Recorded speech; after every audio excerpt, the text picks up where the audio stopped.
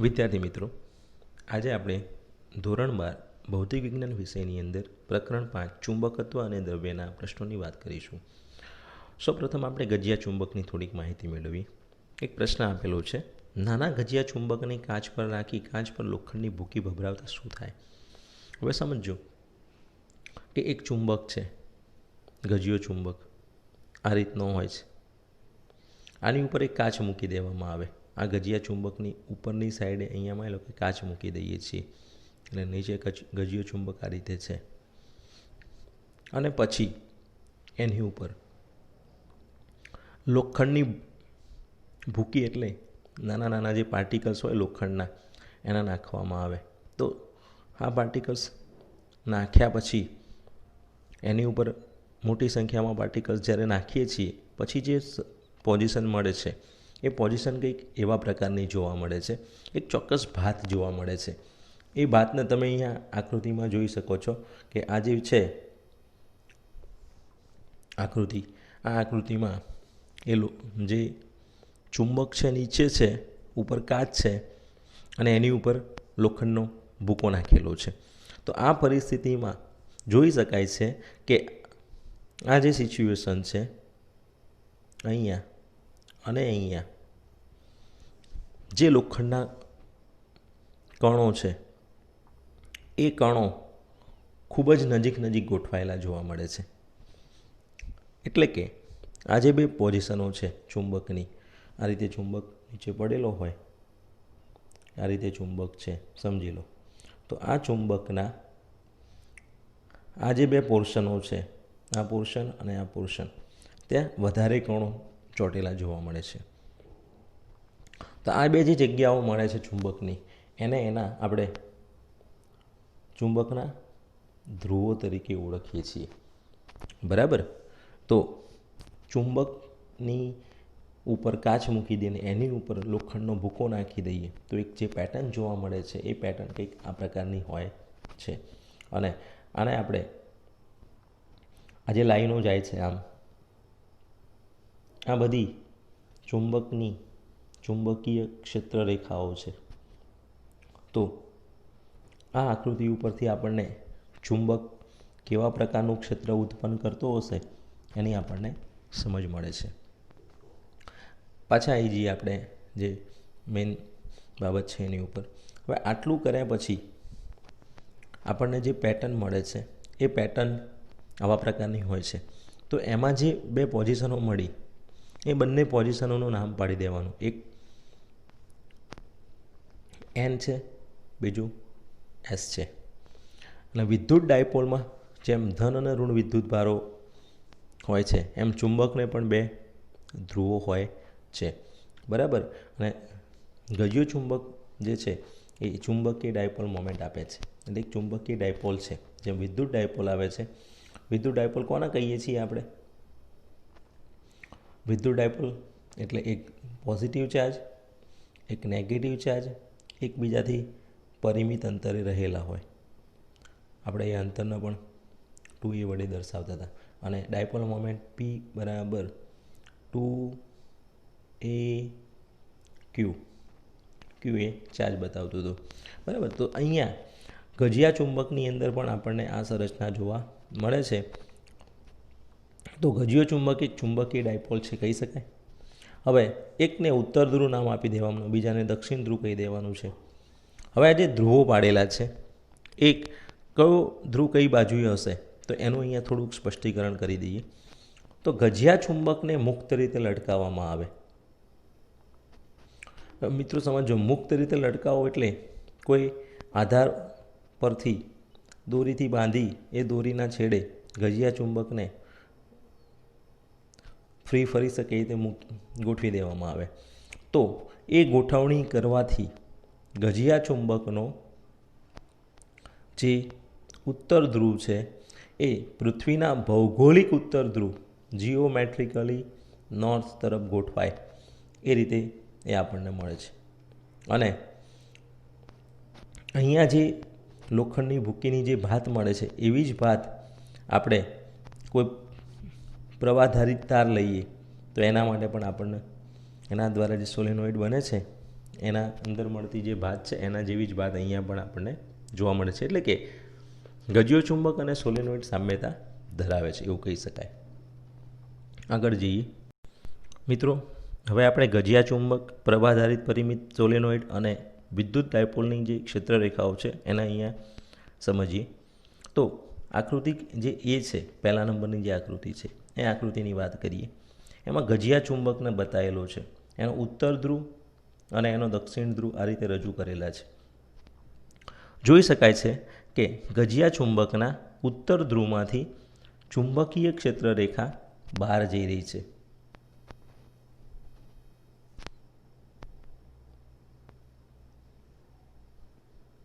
અહીંયાથી ક્ષેત્રરેખા બહાર જઈ રહી છે, અહીંયા દાખલ થઈ રહી છે. બીજું, અહીંથી ચુંબકીય ક્ષેત્રરેખા જે નીકળે છે આમ થઈ આમ એક ગાળો રચે છે. અહીંથી ચુંબકીય ક્ષેત્રરેખા જે નીકળે છે એ આમ થઈ એક ગાળો રચે છે. એટલે અહીંયા ચુંબકીય ક્ષેત્રરેખાઓ કોઈ જગ્યાએ છૂટી છૂટી, કોઈ જગ્યાએ ભેગી ભેગી જોવા મળે છે અને બંધ ગાળા રચતી જોવા મળે છે. બીજા નંબરે જે આપેલું છે એ સોલેનોઇડ માટેનું છે. તો સોલેનોઇડની અંદર પણ તમે આ વસ્તુ જોઈ શકો છો કે ચુંબકીય ક્ષેત્રરેખાઓ જેવી આની મળે છે એવી જ આની પણ જોવા મળે છે. ફેર શું છે? અહીંયા ગૂંચળું છે પ્રવાધારિત અને અહીંયા ચુંબક મૂકેલો છે. ફેર આટલો છે, પણ બંનેની ચુંબકીય ક્ષેત્રરેખાઓ એક સરખી જોવા મળે છે, સામ્યતા જોવા મળે છે. અને ત્રીજા નંબરની જે આકૃતિ છે એ આકૃતિ આપણને વિદ્યુત ડાયપોલ, ઇલેક્ટ્રિક ડાયપોલની છે, જેની અંદર તમે જુઓ છો કે ધન વિદ્યુતભાર અને ઋણ વિદ્યુતભાર આપેલા છે. આ ધન વિદ્યુતભાર અને ઋણ વિદ્યુતભારના કારણે જે ક્ષેત્રરેખાઓ મળે છે એ ક્ષેત્રરેખાઓ ધનમાંથી વિદ્યુત ક્ષેત્રરેખા નીકળે છે અને ઋણમાં દાખલ થાય છે. ધનમાંથી નીકળે છે, ઋણમાં દાખલ થાય છે, ધનમાંથી નીકળે છે, ઋણમાં દાખલ થાય છે, ધનમાંથી નીકળે છે. એટલે અહીંયા આ જે ક્ષેત્રરેખાઓ છે ધન વિદ્યુતભારમાંથી નીકળતી જોવા મળે છે, ઋણ વિદ્યુતભારમાં દાખલ થતી જોવા મળે છે. અહીંયા આ રીતે વિચારી શકાય છે. ઓલરેડી આ વસ્તુ તમે આગળના પ્રકરણ 1ની અંદર સમજી ચૂકેલા છો. અહીંયા ખાલી સરખામણી આપેલી છે, તો આ સરખામણી આપણે આ રીતે ધ્યાનમાં લઈશું, બરાબર. અને આ રીતે ક્ષેત્રરેખાઓ વડે આ બધા જુદા જુદા ગજિયો ચુંબક સોલેનોઇડને આપણે આ રીતે અલગ પાડી સમજી શકીએ છીએ, સરખામણી કરી શકીએ છીએ. હવે આપણે ચુંબકીય ક્ષેત્રરેખાઓની લાક્ષણિકતાઓની વાત કરીએ. મિત્રો, પ્રકરણ 1ની અંદર વિદ્યુત ક્ષેત્રરેખાઓ કેવી રીતે ઉત્પન્ન થાય છે એની લાક્ષણિકતાઓની વાત પૂરી કરી. અહીંયા આપણે ચુંબકીય ક્ષેત્રરેખાઓ જે નિર્માણ પામે છે એ કઈ રીતની હોય છે એની ચર્ચા કરવા માગીએ છીએ. તો સૌથી પહેલી તો બાબત અહીંયા એ આવે છે કે કોઈ પણ એક ચુંબકીય ડિવાઇસ લઈ લઈએ. હવે ગજિયો ચુંબક લઈએ કે સોલેનોઇડ લઈએ કે કોઈ પણ જેમાંથી ચુંબકીય ક્ષેત્ર ઉત્પન્ન થતું હોય એની આપણે અહીંયા વાત કરવા માગીએ છીએ. તો પહેલી લાક્ષણિકતાની અંદર આવે છે કે ચુંબકીય ક્ષેત્રરેખાઓ સતત બંધ ગાળાઓ રચે છે. હવે હમણાં જ વાત કરીએ આપણે કે એન અને એસ, તો આ બે ધ્રુવો હોય તો એનમાંથી નીકળે છે, એસમાં દાખલ થાય છે. તો આ જે ચુંબકીય ક્ષેત્રરેખા બની છે એ ચુંબકની અંદર અને ચુંબકની બહાર, આવું સમજજો કે આ એક ચુંબક છે,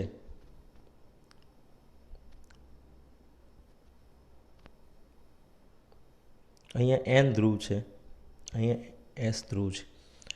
આમાંથી ચુંબકીય ક્ષેત્રરેખા નીકળી આમાં દાખલ થઈ, તો અંદરની ભાગે ચુંબકીય ક્ષેત્રરેખા એસથી એન તરફ જાય છે, બહારના ભાગે ચુંબકીય ક્ષેત્રરેખા એનથી એસ તરફ આવે છે. એટલે ચુંબકની ચુંબકીય ક્ષેત્રરેખાઓ જે છે એ બંધ ગાળો રચે છે. ઇન શોર્ટ કહેવું હોય તો આખો ગાળો આમ વિચારી શકાય, બંધ ગાળો થાય છે, બરાબર. ચુંબકીય ક્ષેત્રરેખાઓ બંધ ગાળાઓ રચે છે, તેમાં વિદ્યુત ડાયપોલ જેવું નથી કે જેમાં ક્ષેત્રરેખાઓ ધન વિદ્યુતભારમાંથી નીકળે અને ઋણ વિદ્યુતભારમાં પ્રવેશતી હોય અથવા અનંત સુધી ફેલાતી હોય. એટલે ચુંબકીય ક્ષેત્રરેખાની એક મહત્ત્વની લાક્ષણિકતા કહેવાય કે બંધ ગાળાઓ રચે છે. બીજા નંબરે વિદ્યુત ક્ષેત્રમાં જે બાબત આવતી હતી એ જ બાબત છે. ક્ષેત્રરેખા પર કોઈપણ બિંદુએ દોરેલો સ્પર્શક તે બિંદુએ ચુંબકીય ક્ષેત્રની દિશા દર્શાવે છે. ક્ષેત્રરેખા વક્રાકાર હોય કે અંદરના ભાગે સુરેખ હોય. વક્રાકાર ચુંબકીય ક્ષેત્રરેખા હોય અને આ ડાયરેક્શનમાં જતી હોય તો આની ઉપર સ્પર્શક તમે આ રીતે દોરો તો એ શું આપે? બી સદિશની દિશા આપે. ત્યાર પછી એકમ ક્ષેત્રફળમાંથી પસાર થતી ક્ષેત્રરેખાઓની સંખ્યા ચુંબકીય ક્ષેત્ર બીની તીવ્રતા દર્શાવે છે. આ સેમ લાક્ષણિકતા છે વિદ્યુત ક્ષેત્ર માટે હતી એવી જ કે ધારો કે આપણે હમણાં જ વાત કરી કે એક ગજિયો ચુંબક હોય. આ ગજિયા ચુંબકના બે ધ્રુવો છે. અહીંયા જોયું કે અહીંયા ભાત વધારે જોવા મળતી હતી ચોટેલી અથવા કણો વધારે જોવા મળતા હતા, અહીંયા ઓછા જોવા મળતા હતા. તો અહીંયા ચુંબકીય ક્ષેત્ર બી પ્રબળ હશે, અહીંયા ઓછું હશે એના કરતાં, અહીંયા એના કરતાં ઓછું હશે. એના પછી જેમ જેમ દૂર જઈએ એમ ઘટતું જતું છે. એટલે અહીંયા ક્ષેત્રરેખાઓની જે સંખ્યા છે એકમ ક્ષેત્રફળમાંથી પસાર થતી ક્ષેત્રરેખાઓની સંખ્યા ચુંબકીય ક્ષેત્રની તીવ્રતા દર્શાવે છે. ક્ષેત્રરેખાઓની સંખ્યા વધુ તેમ બીનું મૂલ્ય વધુ. બરાબર. અને આગળની આકૃતિમાં આપણે જોયું કે ગજિયા ચુંબકની અંદર જે ચુંબકીય ક્ષેત્રરેખાઓ છે એ ધ્રુવો આગળ વધારે ભેગી થયેલી જોવા મળે છે, આગળ જતાં છૂટી છૂટી માલુમ પડે છે. ત્યાર પછી ચુંબકીય ક્ષેત્રરેખાઓ કદાપી એકબીજાને છેદતી નથી. હવે આ આગળ વિદ્યુત ક્ષેત્ર માટે પણ આપણે જોયું હતું કે કેમ છેદે નહીં અને છેદે તો શું થાય. તો મિત્રો બે ક્ષેત્રરેખાઓ એકબીજાને છેદે તો છેદન બિંદુ પાસે બે ડાયરેક્શનો મળે. આ રીતે આને સમજો તમે.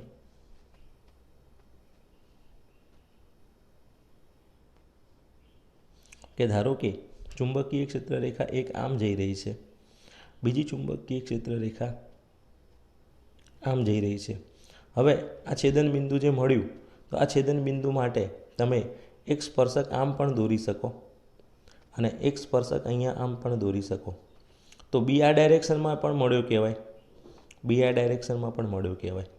આપેલા બિંદુ આગળ ચુંબકીય ક્ષેત્રને કોઈ એક જ દિશા હોય અને એક જ દિશા હોય તો બે સ્પર્શકો તો બે અલગ અલગ દિશાઓ બતાવે છે. બે અલગ અલગ દિશાઓ એક બિંદુ આગળ શક્ય નથી. માટે બે ક્ષેત્રરેખાઓ ક્યારેય પણ એકબીજાને છેદતી હોઈ શકે નહીં. બરાબર.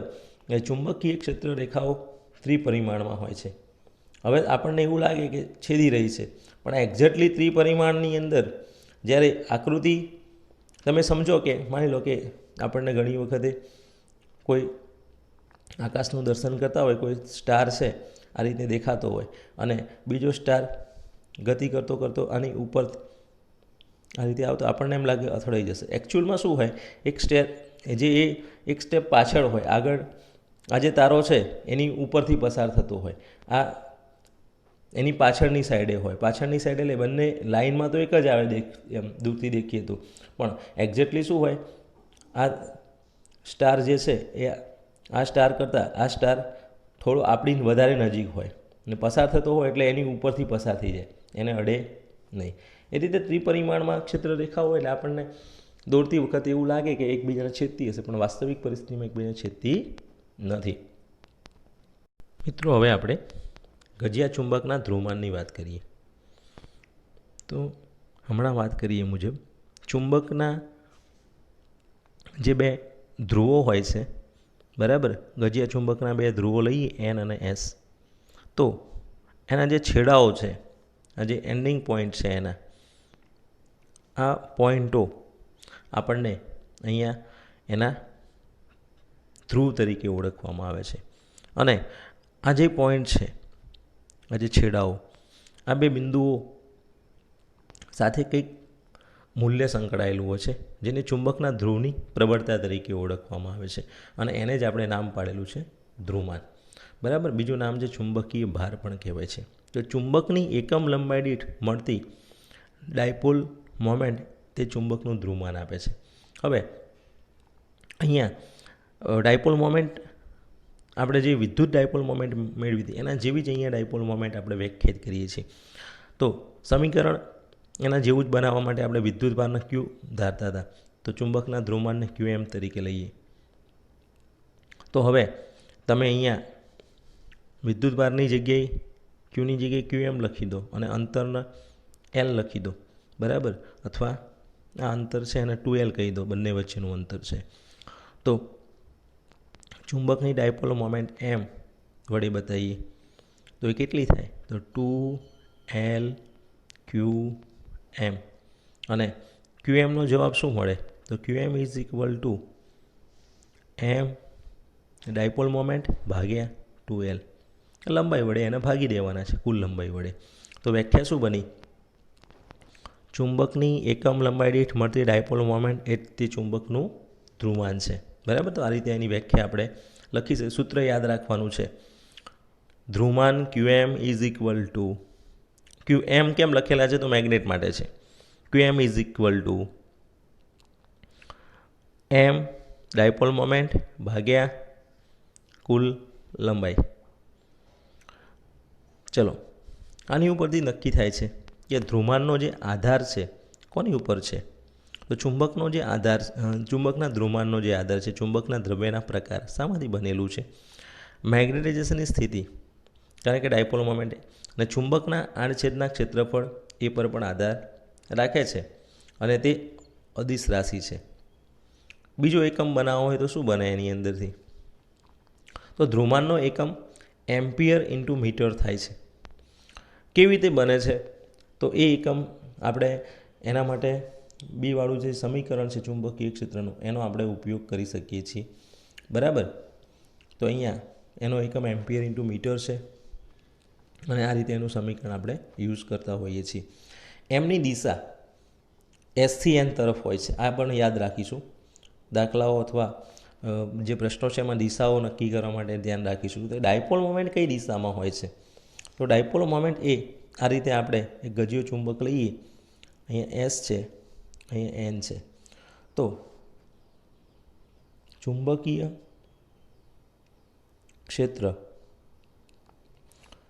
ક્ષેત્રરેખાની દિશા એસથી એન તરફની હોય છે.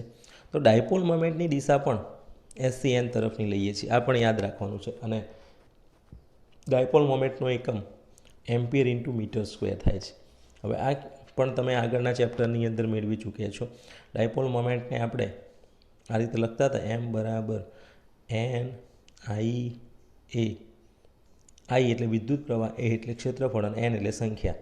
તો આઈ એટલે એમ્પિયર ઇન્ટુ મીટર સ્ક્વેર, એકમ થઈ જાય. અને આને મીટર વડે ભાગી નાખી તો એ આપણને ધ્રુવમાનનો એકમ આપે. અને આની અંદરથી હજી થોડાક આગળ જઈએ તો સૂત્ર જે છે એ સમીકરણ આપણને આ રીતે મળી શકે છે. તમે આવું સૂત્ર વિદ્યુતભાર માટે જાણો છો કે એફ બરાબર ક્યુ ઇન્ટુ ઈ,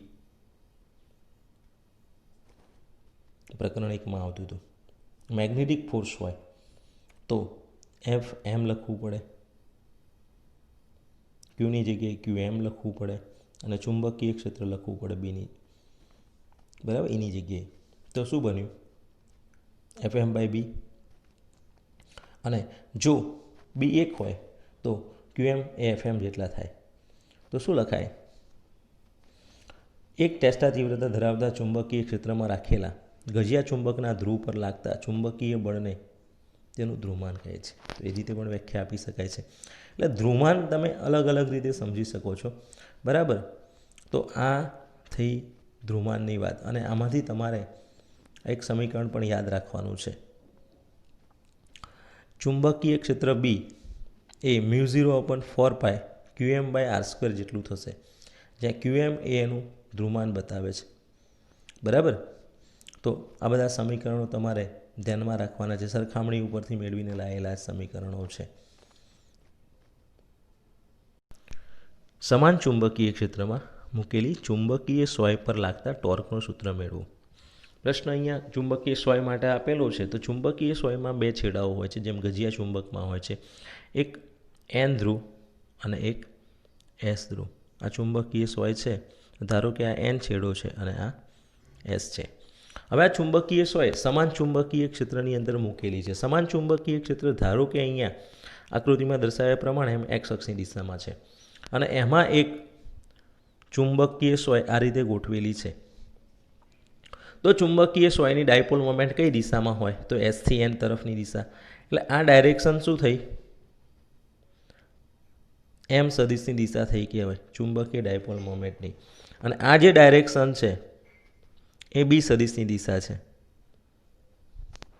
બરાબર? તો આ બાબત તમારા ધ્યાનમાં રાખવાની છે. અને આમની વચ્ચે જે ખૂણો બને છે આ ખૂણો થીટા છે. તો આ પહેલાં વર્ણનમાં લખી દેવાનું કે એમ જેટલી ચુંબકીય ચાકમાત્રા ધરાવતી ચુંબકીય સોયને સમાન ચુંબકીય ક્ષેત્રની તીવ્રતા બીમાં આકૃતિમાં દર્શાવ્યા અનુસાર થીટા કોણે મૂકેલી છે. હવે ચુંબકની ચુંબકીય લંબાઈ કેટલી કહેવાય? તો ચુંબકીય લંબાઈ એટલે બે ધ્રુવો વચ્ચેનું અંતર એન અને એસ વચ્ચેનું અંતર. તો એ NS તરીકે બતાવીએ અને એની લંબાઈ આપણે કેટલી બતાવીએ છીએ કે 2L જેટલી. ધ્રુવોનું મૂલ્ય એટલે ધ્રુવમાન QM જેટલું છે. તો આ પરિસ્થિતિની અંદર અહીંયા આકૃતિ જે છે આકૃતિમાં અહીંયા તમે જોઈ શકો છો કે SN SD અને ND છે. તો SD કેટલા થાય? SD તો આ ખૂણાની પાસેની બાજુ થઈ અને ND એ ખૂણાની સામેની બાજુ થઈ. તો NDનો જવાબ થશે 2L sin થીટા અને SDનો જવાબ થશે 2L cos થીટા. હવે આપણે એમાંથી NDને અહીંયા દર્શાવી દઈએ તો ND કેટલા મળે? 2L sin theta. S ધ્રુવ ઉપર કેટલું બળ લાગે? તો કે -QM × B. હવે કેમ? તો તમારે અહીંયા આ બાબત ધ્યાનમાં લેવાની છે. S ધ્રુવ એટલે જાણે કે ઋણ વિદ્યુત ભાર હોય અને N ધ્રુવ એટલે ધન વિદ્યુત ભાર હોય એવું સમજી લેવાનું. S negative, N positive. બરાબર? તો આ રીતના બળો આપણને મળશે FS અને FN. હવે આ બે બળો જે છે સરખા મૂલ્યના છે, પરસ્પર વિરુદ્ધ દિશામાં છે? તો કે હા. સરખા મૂલ્યના અને પરસ્પર વિરુદ્ધ દિશાના બળો શું કરે? તો એનું કાર્ય છે ટોર્ક ઉત્પન્ન કરવું. તો ટોર્ક જે છે તો એ R ક્રોસ F ઉપરથી મળે છે. એના માટે R ક્રોસ F પ્રમાણે જવાબ મેળવવો પડે. તો સીધી બળયુગ્મની ચાકમાત્રા મેળવવી હોય તો 11મા ધોરણમાં આવતું હતું એ મુદ્દાનો સીધો ઉપયોગ કરી લઈએ. એક બળનું મૂલ્ય ગુણ્યા બે બળો વચ્ચેનું લંબ અંતર. એટલે અહીંયા જે બળો લાગે છે એમની વચ્ચેનું લંબ અંતર તમારે લેવું હોય આકૃતિ ઉપરથી તો કેવી રીતે મળે? તો આની ઉપર કઈ દિશામાં બળ લાગતું હશે? N ઉપર, આ ડાયરેક્શનમાં. આની ઉપર આ ડાયરેક્શનમાં. આ સમજો કે આ ચુંબકીય સોય છે, આ બળ અને આ બળ પરસ્પર વિરુદ્ધ દિશાના થયા. તો આમની વચ્ચે ડિસ્ટન્સ કેટલું થયું? આ જે ડિસ્ટન્સ છે આને આપણે ND વડે રજૂ કરેલું છે. તો એક બળનું મૂલ્ય એટલે કોઈ એક બળનું મૂલ્ય સરખું જ છે. FS લો, FN લો કે FS લો, બંને સરખા જ છે, પરસ્પર વિરુદ્ધ દિશામાં છે. તો ND ગુણ્યા FN અથવા ND ગુણ્યા FS અને એનો જવાબ મેળવીશું તો આપણને આ રીતે મળશે. તો આ જવાબ આપણને આ રીતે મળે છે QM × B ગુણ્યા ND અને ધેરફોર QM × B ગુણ્યા 2L sin થીટા. આનું સાદુરૂપ આપીશું તો QM 2L B sin theta અલગ કરી નાખીએ. હવે અહીંયા જે સૂત્ર છે એ જાણો છો તમે કે QM × 2L એ ચુંબકીય ચાકમાત્રા M આપે છે તો MB sin થીટા બની ગયું. અને આનું પછી ક્રોસ ગુણાકારના પદમાં સૂત્ર લખીએ તો આવું બને છે. તો બરાબર M × B. M અને B સદિશો છે. બરાબર? M એ ડાયપોલ મોમેન્ટ સદિશ છે અને B એ ચુંબકીય ક્ષેત્ર સદિશ છે. તો આ સૂત્ર પણ તમારે MCQ ગણવા માટે કામ લાગે છે અને ધ્યાનમાં રાખવાનું છે.